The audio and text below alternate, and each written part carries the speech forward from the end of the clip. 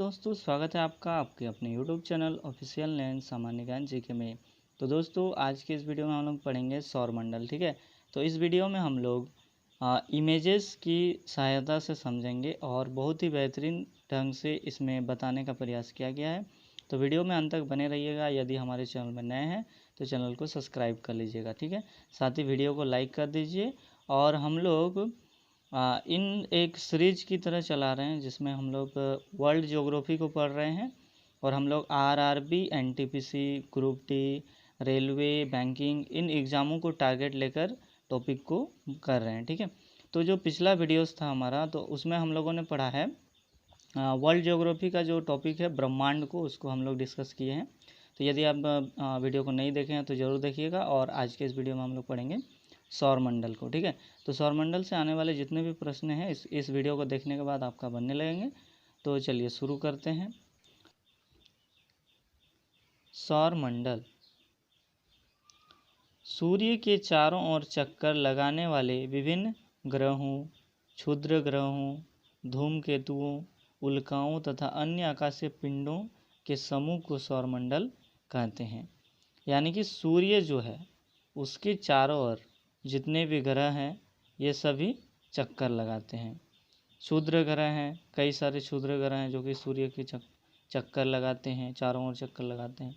धूमकेतुओं द्वारा चक्कर लगाया जाता है, उल्काओं द्वारा भी चक्कर लगाया जाता है, साथ ही अन्य कई आकाशीय पिंड हैं। तो इन सभी को मिलाकर जो समूह बनता है उसे ही सौरमंडल कहा जाता है। अब नोट में देखिए, प्लेनेमस सौरमंडल से बाहर बिल्कुल एक जैसे दिखने वाला जुड़वा पिंडों का समूह है। यानी कि जो हमारा गैलेक्सी है, मिल्की वे, मंदाकिनी है, आकाशगंगा जो है हमारा मिल्की वे, तो इसके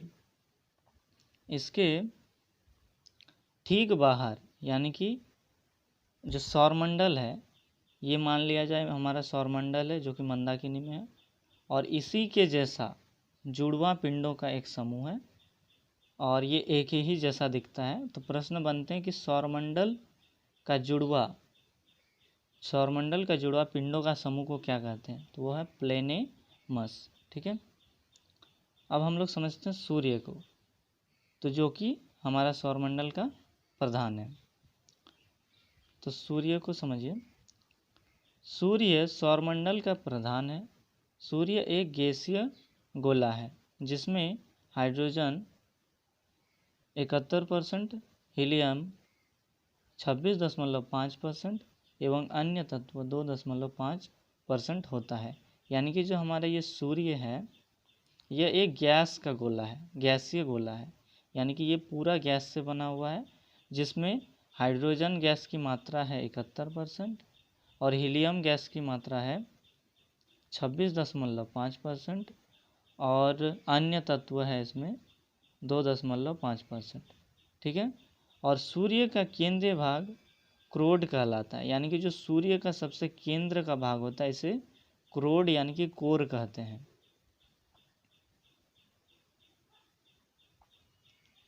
सूर्य की उम्र 5 बिलियन वर्ष है और हमारा सूर्य का जो आयु है वो है 5 बिलियन वर्ष। ठीक है, सूर्य के प्रकाश को पृथ्वी तक पहुंचने में 8 मिनट 16.6 सेकंड का समय लगता है। यानी कि जो सूर्य है उसके किरणों को हमारी पृथ्वी तक पहुंचने में 8 मिनट 16.6 सेकंड का समय लगता है। सूर्य का व्यास 13,92,000 किलोमीटर है जो पृथ्वी के व्यास का लगभग 110 गुना है। यानी कि जो सूर्य है उसका व्यास 13,92,000 किलोमीटर है।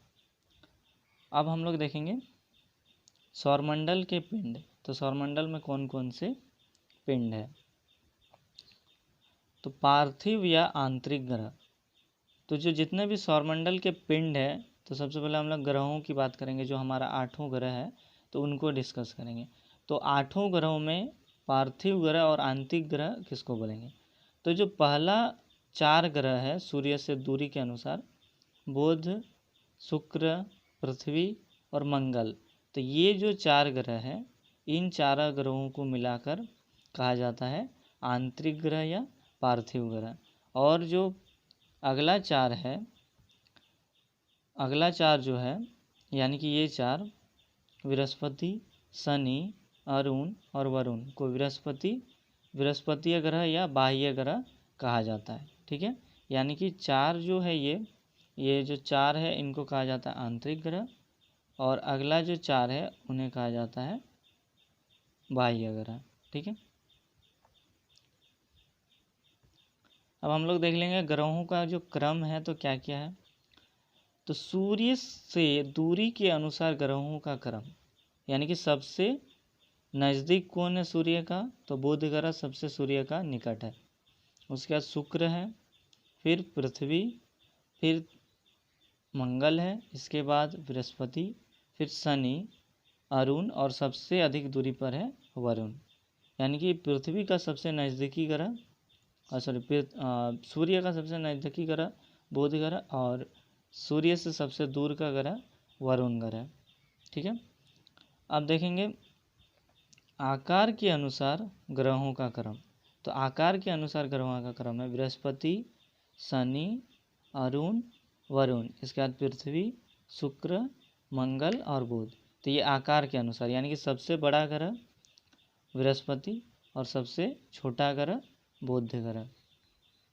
तब हम लोग एक एक करके सभी ग्रहों को समझ लेते हैं। तो सबसे पहले हम लोग समझेंगे बुध ग्रह को। तो जो बुध ग्रह है यह सूर्य का सबसे नज़दीकी ग्रह है। तो जो बुध ग्रह है सूर्य से सबसे कम दूरी पर स्थित है। यह सबसे छोटा व सबसे हल्का ग्रह है। तो कई बार प्रश्न बनते हैं कि सबसे हल्का ग्रह कौन सा है, तो सबसे हल्का ग्रह एवं सबसे छोटा ग्रह बुध ग्रह है। इसके पास कोई उपग्रह नहीं है। और जैसे कि हमारा पृथ्वी के पास चंद्रमा एक उपग्रह है और प्राकृतिक उपग्रह है, तो उसी प्रकार बुध ग्रह में कोई भी उपग्रह नहीं है। यहाँ दिन अति गर्म व रातें बर्फीली होती है। यानी कि जो बुध ग्रह है यहाँ पर दिन अति गर्म होती है, बहुत गर्म होता है दिन में, और रात में यहाँ पर जो रातें होती है वो बर्फीली होती है। अब हम लोग देखेंगे शुक्र ग्रह को। तो जो शुक्र ग्रह है यह पृथ्वी का निकटतम सबसे चमकीला एवं गर्म ग्रह है। यानी कि सबसे गर्म ग्रह कौन सा है, तो शुक्र है। सबसे चमकीला शुक्र है, और ये पृथ्वी से सबसे निकटतम ग्रह है। ये सूर्य से दूसरे नंबर पर आता है और पृथ्वी से इसका जो दूरी है सबसे निकटतम है। शुक्र ग्रह को सांझ का तारा या भोर का तारा भी कहा जाता है। ठीक है, साथ ही शुक्र ग्रह को पृथ्वी का जुड़वा वाहन कहा जाता है और इसके पास भी कोई उपग्रह नहीं है। ठीक है,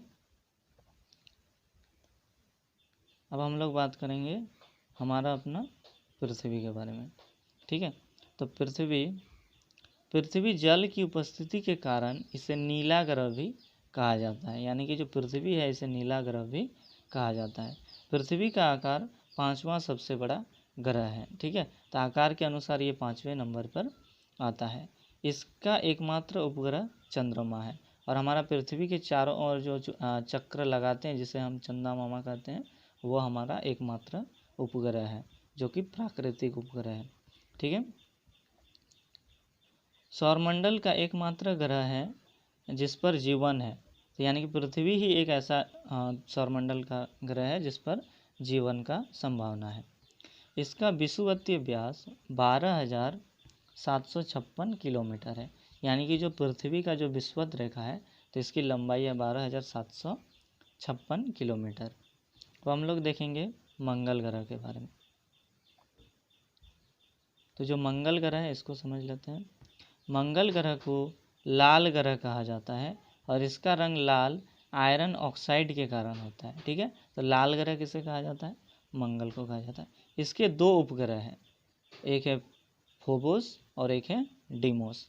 तो जो मंगल ग्रह है इसका 2 उपग्रह है, फोबोस और डीमोस। सौरमंडल का सबसे बड़ा ज्वालामुखी ओलिपस मेसी इसी पर स्थित है। यानी कि जितना भी सौरमंडल है तो इसमें सबसे बड़ा ज्वालामुखी है ओलिपस मेसी जो कि मंगल ग्रह पर स्थित है। सौरमंडल का सबसे ऊंचा पर्वत निक्स ओलंपिया। यहाँ पर पृथ्वी का बात नहीं किया जा रहा है। पृथ्वी पर अगर पूछे कि सबसे ऊंचा पर्वत तो माउंट एवरेस्ट, लेकिन यहाँ पर है कि सौरमंडल का सबसे ऊंचा पर्वत कौन सा है, तो निक्स ओलंपिया है, जो कि माउंट एवरेस्ट से 3 गुना अधिक ऊंचा है और यह मंगल ग्रह पर स्थित है। अब हम लोग देखेंगे बृहस्पति। तो जो बृहस्पति ग्रह है ये सौरमंडल का सबसे बड़ा उपग्रह है, यही आपको ध्यान में रखना है। और इसका उपग्रह गैनीमेड सभी उपग्रह में सबसे बड़ा है, यानी कि सबसे बड़ा उपग्रह की अगर बात करें तो वो कौन सा है, तो वो है गैनीमेड। और ये किस ग्रह पर है, तो ये बृहस्पति ग्रह पर है सबसे बड़ा उपग्रह गैनीमेड। अब हम लोग देखते हैं शनि ग्रह को। तो जो शनि ग्रह है ये आकार में दूसरा सबसे बड़ा ग्रह है। इसके तल के चारों ओर वलय का होना इसकी विशेषता है। तो जो शनि ग्रह आप देख सकते हैं इसके चारों ओर रिंग बना हुआ है, ठीक है, तो रिंग जैसा होता है इसमें, और जो वलय की संख्या है वो 7 है, यानी कि 7 रिंग इसमें चारों ओर होता है। शनि का सबसे बड़ा उपग्रह टाइटन है, और शनि ग्रह पर सबसे बड़ा उपग्रह टाइटन है, जो कि सौरमंडल का दूसरा सबसे बड़ा उपग्रह है।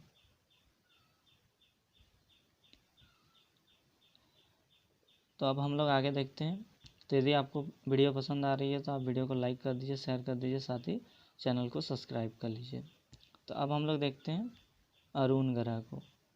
तो जो अरुण ग्रह है इसे लेटा हुआ ग्रह कहा जाता है। आपको याद रखना है कि जो अरुण ग्रह है उसे लेटा हुआ ग्रह कहा जाता है। इसका सबसे बड़ा उपग्रह टाइटेनियम है, और अरुण ग्रह का सबसे बड़ा उपग्रह टाइटेनियम है। अगला है अपना ग्रह वरुण, ठीक है। तो जो वरुण है इसकी खोज जॉन गाले ने की थी, और टाइटन इसका प्रमुख उपग्रह है। टाइटन इसका प्रमुख उपग्रह है, ठीक है। तो आई होप आपको वीडियो अच्छी लगी, और वीडियो अच्छी लगी तो वीडियो को लाइक कर दीजिए, साथ ही साथ शेयर कर दीजिए अपने दोस्तों के साथ, और हमारे चैनल को सब्सक्राइब कर लीजिए। तो मिलते हैं अगले वीडियो में। जय हिंद, जय भारत।